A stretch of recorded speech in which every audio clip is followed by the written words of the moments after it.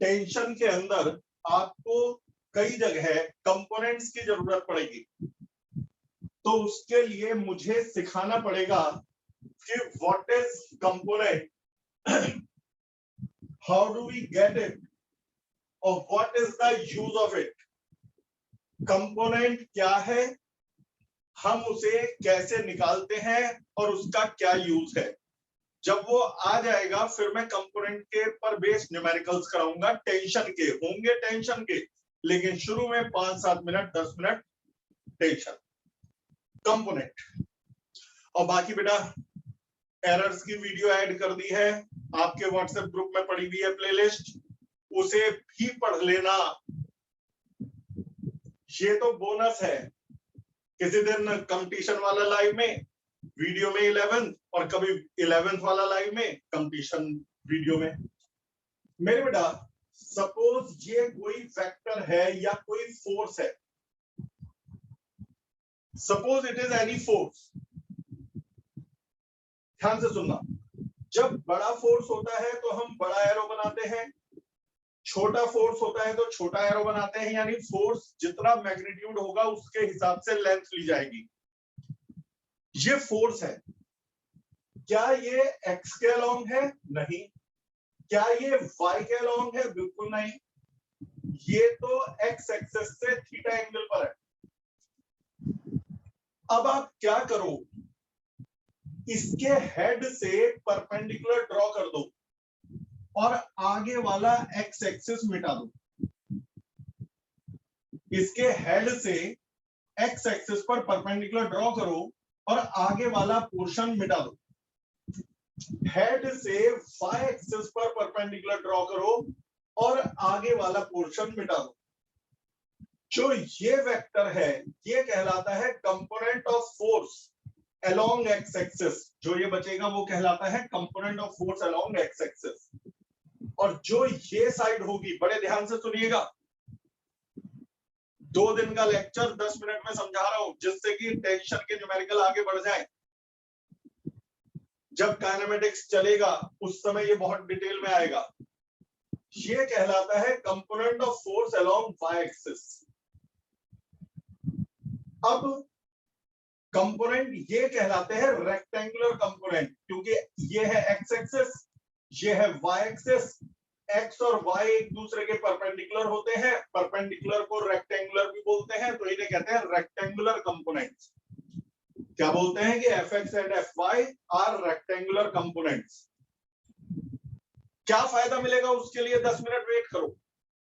अब आगे इस राइट एंगल ट्रायंगल में ये वाला जो ट्रायंगल दिखाई दे रहा है, बेस है एफ एक्स, हाइटनेस है एफ, परपेंडिकुलर है F Y, component of force along Y. भाई जितना ये है उतना ये है, तो यदि ये एफ वाई है तो ये भी एफ वाई है।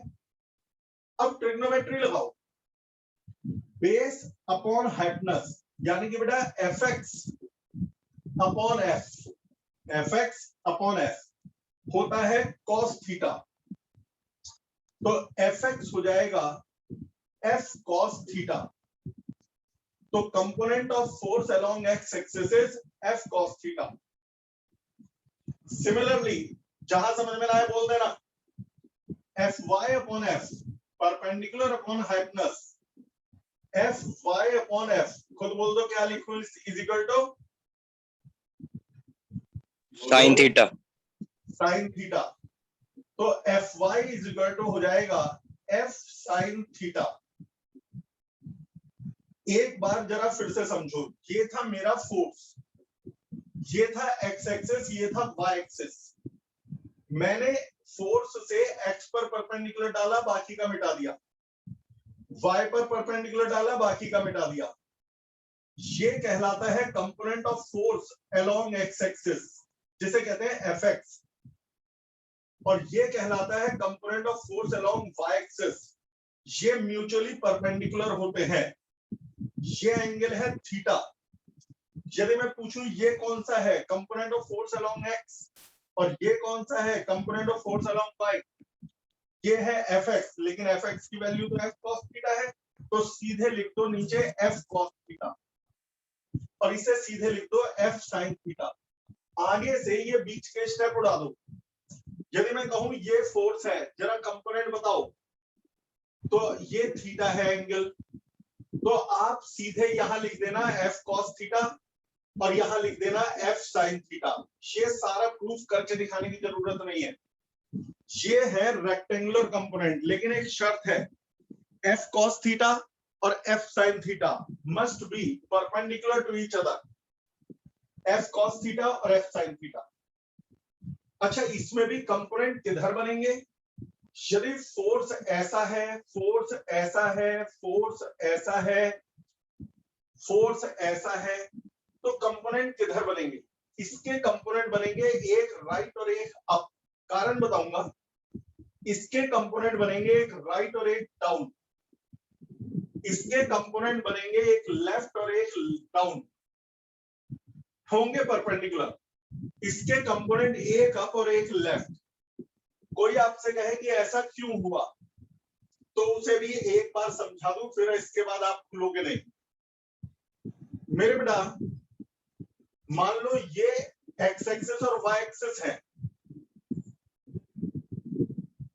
ये एक्स एक्सिस और वाई एक्सिस है। एक फोर्स इधर है, एक फोर्स इधर है, एक फोर्स इधर है और एक फोर्स इधर है। मैं कहता हूं कंपोनेंट बनाओ, तो फोर्स के हेड से एक्स पर और वाई पर परपेंडिकुलर ड्रॉ करोगे, आगे का मिटा दोगे, ये फालतू की लाइनें उड़ा दो। ये है component of force along x. यदि ये थीटा है तो ये एफ कॉस थीटा और ये कंपोनेंट है बेटा एफ साइन थीटा। यानी यदि फोर्स इधर था तो परपेंडिकुलर एक इधर आएगा, एक इधर आएगा। जब इधर परपेंडिकुलर आएगा तो ये एक्स कंपोनेंट, ये वाई कंपोनेंट। लेकिन जरा यहां पर देखो, यदि इस वेक्टर से मैं परपेंडिकुलर ड्रॉ करूं तो एक परपेंडिकुलर यहां तक आएगा और यहां पर ड्रॉ करूं तो एक परपेंडिकुलर यहां तक आएगा। ये फालतू की लाइनें मिटा दो। ये कंपोनेंट है एफ कॉस थीटा और ये कंपोनेंट है एफ साइन थीटा। इस तरह से यहां देखो, यदि ये फोर्स है, मैं डिटेल में समझाना चाह रहा हूं, ये फोर्स है, ये एंगल थीटा है, तो एक परपेंडिकुलर यहां ड्रॉ करो, एक परपेंडिकुलर यहां ड्रॉ करो, एक इधर आएगा कंपोनेंट, एक इधर कंपोनेंट आएगा। फालतू की लाइनें मिटा दो। ये है एफ कॉस थीटा, ये है एफ साइन थीटा। आप परपेंडिकुलर ड्रॉ करके सोच लिया करो मन में। यदि यहां पर परपेंडिकुलर ड्रॉ करूं तो एक परपेंडिकुलर यहां आएगा, एक परपेंडिकुलर यहां आएगा। यदि ये एंगल थीटा है तो ये होगा एफ कॉस थीटा और ये होगा F sine theta. I think component समझ में आने लग रहे होंगे।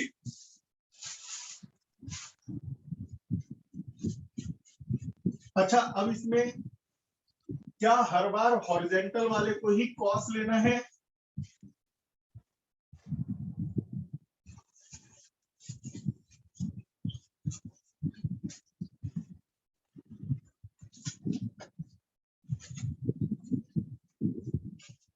मेरे बेटा, अब आप सुनो,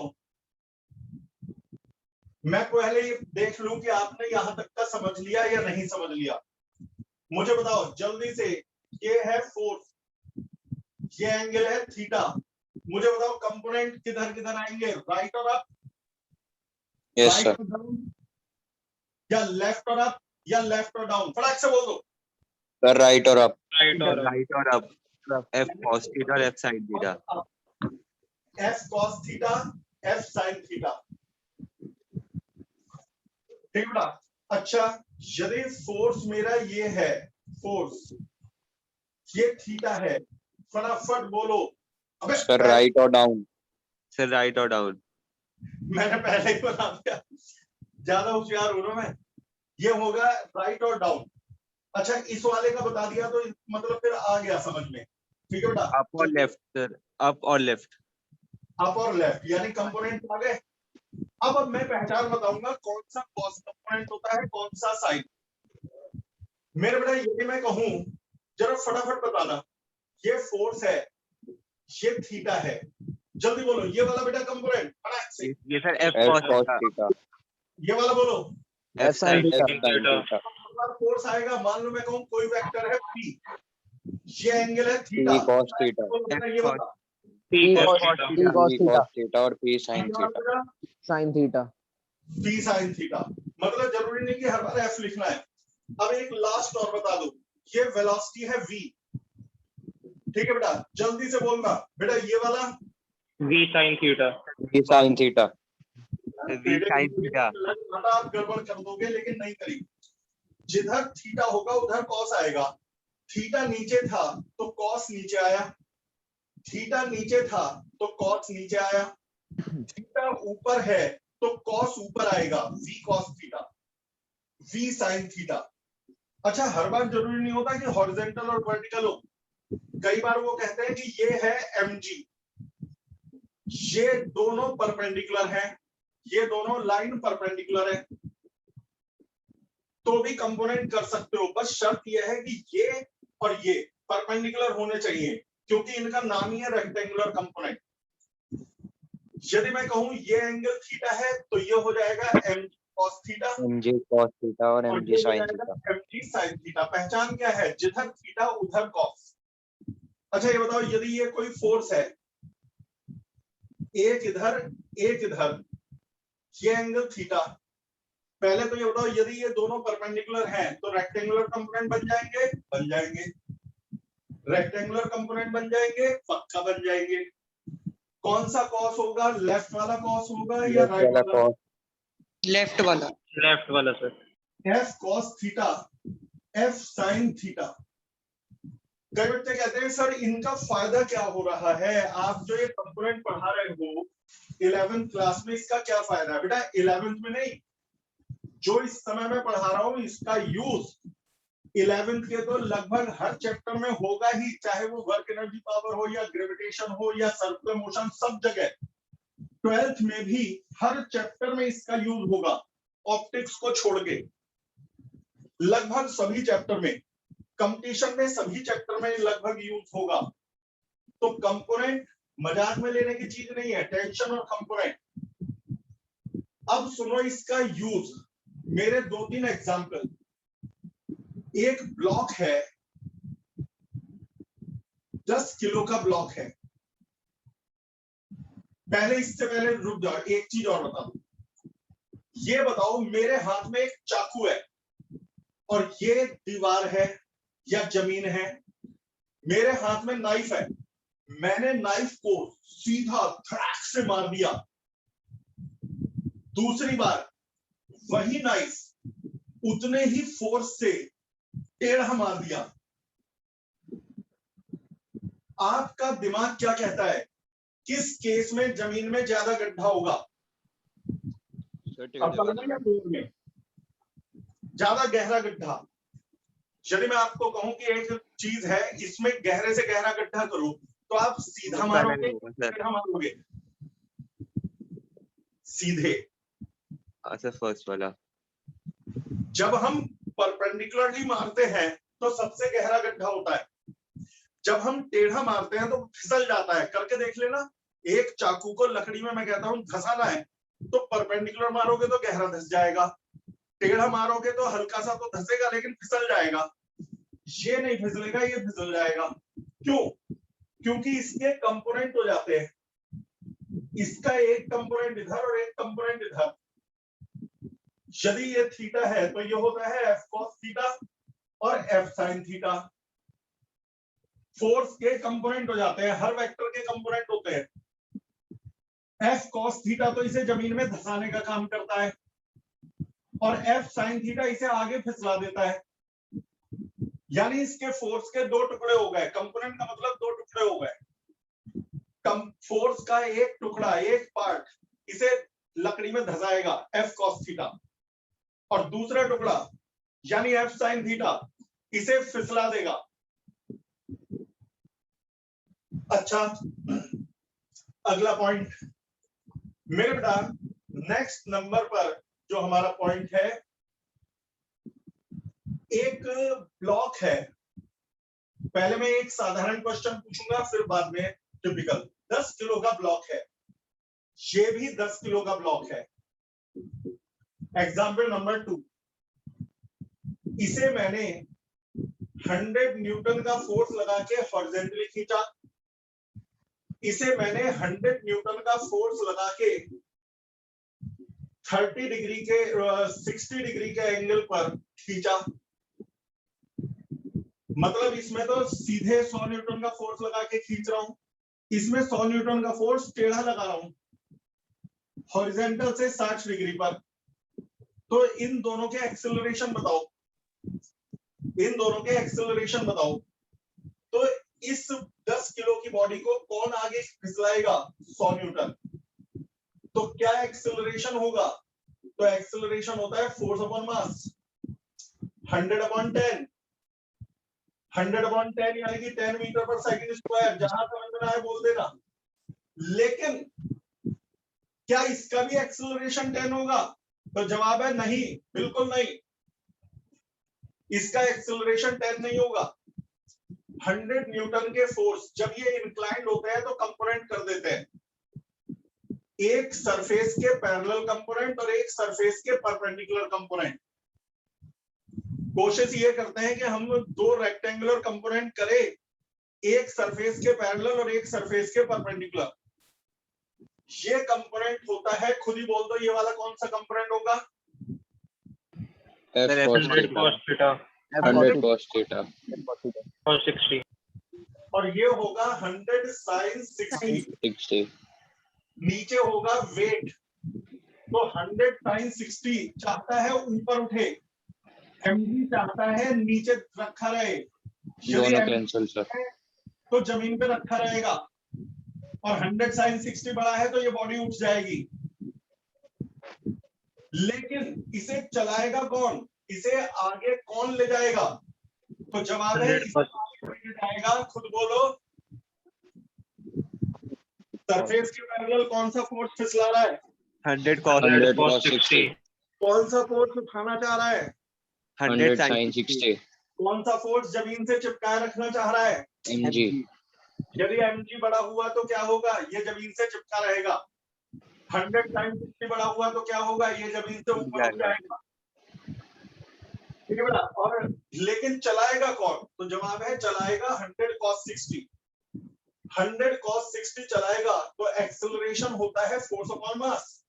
फोर्स लेंगे, चलाने वाला फोर्स, मोशन कराने वाला फोर्स होगा 100 cos 60 और मास है 10, तो ये आ गया 10 cos 60 यानी 5 मीटर पर सेकंड स्क्वायर। मतलब साफ है, ये बॉडी तेज चलेगी, ये बॉडी धीरे चलेगी। जब हम किसी बॉडी में सरफेस के पैरेलल फोर्स लगाते हैं तो बॉडी फास्ट चलती है, और जब सरफेस से कुछ एंगल पर फोर्स लगाते हैं तो बॉडी स्लो चलती है, क्योंकि तब सरफेस के पैरेलल ले जाने वाला कंपोनेंट अलग हो जाता है। अब आता है inclined plane, smooth inclined plane, friction नहीं है।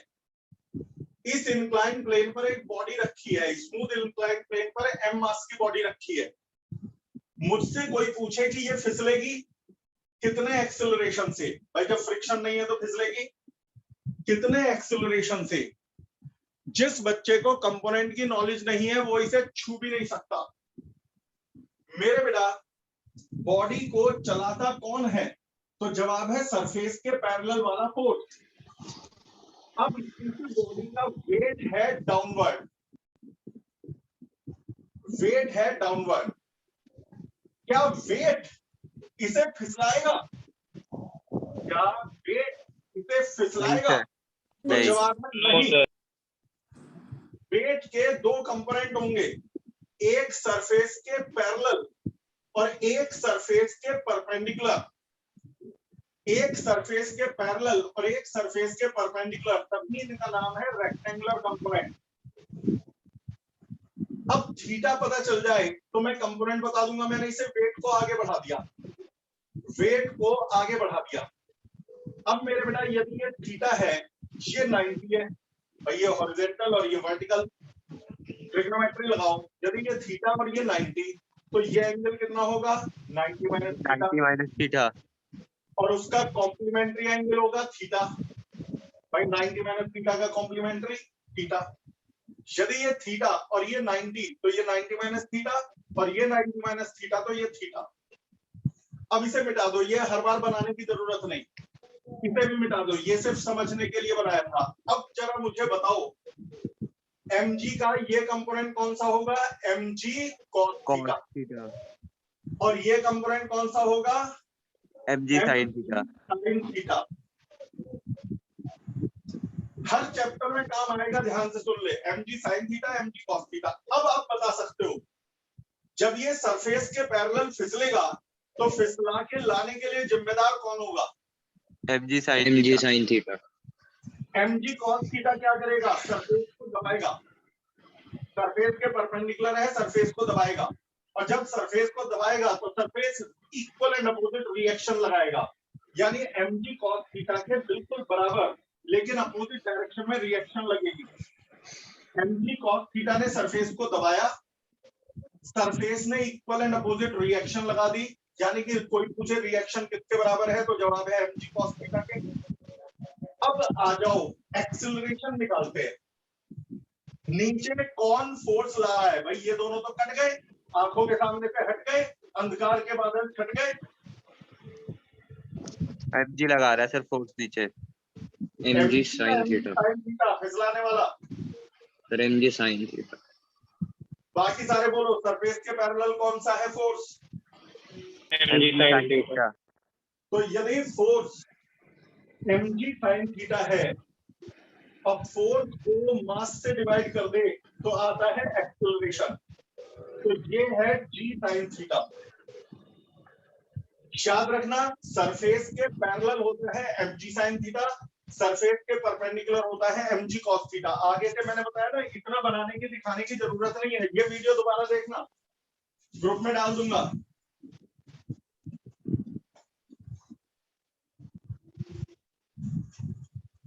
है बेटा, अब आगे मेरे बेटा, यदि आपसे कोई कहे इंक्लाइन प्लेन पे बॉडी रखी हुई है तो बताओ ये फोर्स और ये फोर्स कौन सा है, तो बिना सोचे कह देना ये है mg sin थीटा और ये है mg cos थीटा। यदि मैंने कहा ये इंक्लाइन प्लेन है, यानी सरफेस के पैरेलल वाला हमेशा mg sin थीटा, सरफेस के परपेंडिकुलर वाला mg cos थीटा। बॉडी यहाँ रखी है तो सरफेस के पैरेलल वाले को बना देना है mg sin थीटा और सरफेस के परपेंडिकुलर को बना देना है mg cos theta. mg sin theta और mg cos थीटा। देखो एक मिनट जरा इसे ध्यान से, कंपोनेंट कुछ क्लियर हुए नहीं।